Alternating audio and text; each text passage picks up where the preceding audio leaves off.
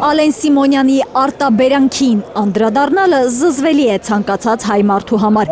Հայաստանի երկրորդ նախագահի գրասենյակի ղեկավար Բագրատ Միկոյանն այսպես է արձագանքել Սիմոնյանի հայտարարությանը, թե նախագահ Քոչարյանը ռուսական լրտեսի կարգավիճակ ունի։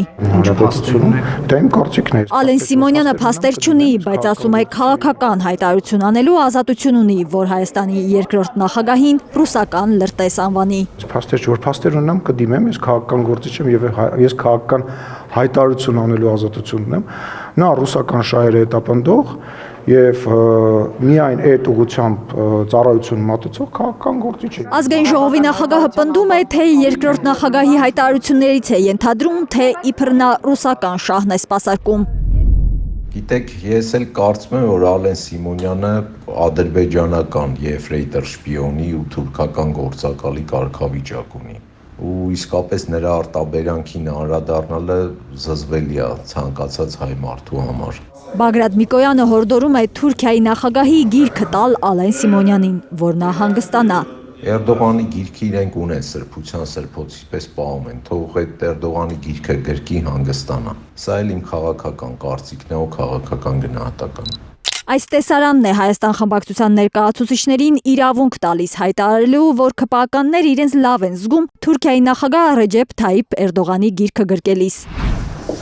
2024-ի սեպտեմբերին Նյու Յորքի թուրքական տանն են հանդիպել Հայաստանի վարչապետն ու Թուրքիայի նախագահը։ Ալեն Սիմոնյանը պետք է հասկանա, որ ինքն է հենց շպիոն հանդիսանում եւ այս իշխանությունն է հանդիսանում շպիոնը թուրք-ադրբեջանական տանդեմի,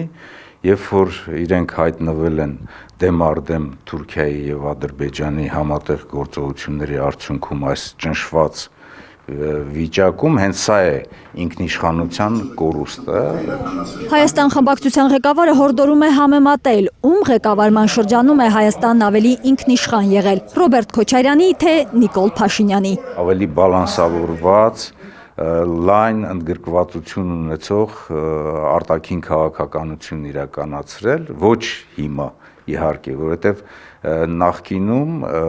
արտաքին քաղաքականությունը եւ երկկողմ եւ բազմակողմ հարաբերությունները, որոնց